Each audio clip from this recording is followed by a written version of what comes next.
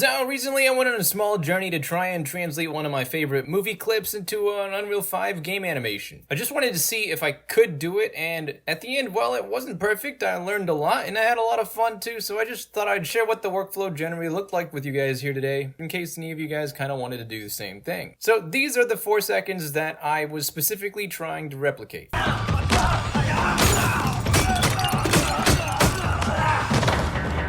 I remember seeing this for the first time when I was in college, and I never forgot how awesome it was, so I wanted to see if we could take this animation and bring it into Unreal. So the initial process started out with literally practicing the choreographies and record myself doing it on my phone, because once you have a phone video, you can literally just upload that video to a website like Quickmagic, which translates the footage directly into an Unreal 5 3D animation. Now, obviously, even though we have the animation translated from the video footage, there's still a lot of cleanup that we're going to have to do manually, because 1, I am not a proficient martial arts actor, and 2, these animations were recorded separately so they won't line up. Now, when it comes to human body animations, I usually use Cascader because that's exactly what it's built for, and they have some really handy physics calculating tools that help clean things up faster, especially when it comes to 2 characters interacting with each other. Now, I start by basically importing both animations to the scene, and then we select the frames that are the most important and try to line them up with both animations so that they at least try to work together a little bit. Once we got our keyframes lined up, it's just a matter of making sure the actions work and sync. Now, I won't bore you with the raw animation process footage. It's literally just tweaking each keyframe until the poses are clear and visible to the viewer and just a little bit tuned and exaggerated. Once we got everything in sync though, the next thing is to actually try and make sure the animations look right and that the pacing is good. So we'll have to shorten some parts, speed up others, or slow pieces of it down, and we're really just trying to match the tempo of the original footage when we press the play button. And once I felt like we had that,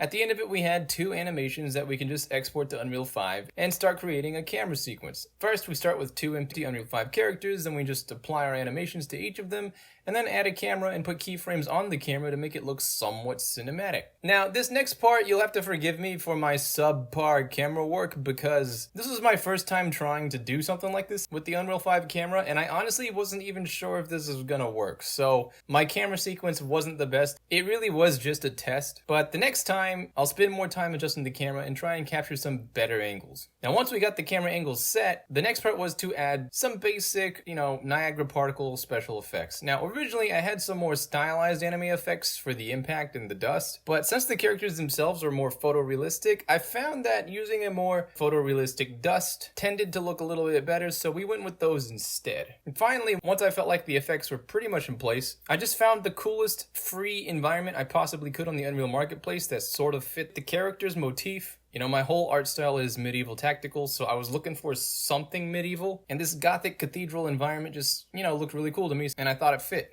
Then, with the help of some awesome members in our community, we were able to create a really simple cutscene blueprint that allows us to trigger the camera sequence in any part of the environment. And because the animation obviously requires a wall or something on the right side, I had to place the cutscene somewhere where, there was a pillar or a wall on the right side. And at the end of it, we got something that looked kind of like this.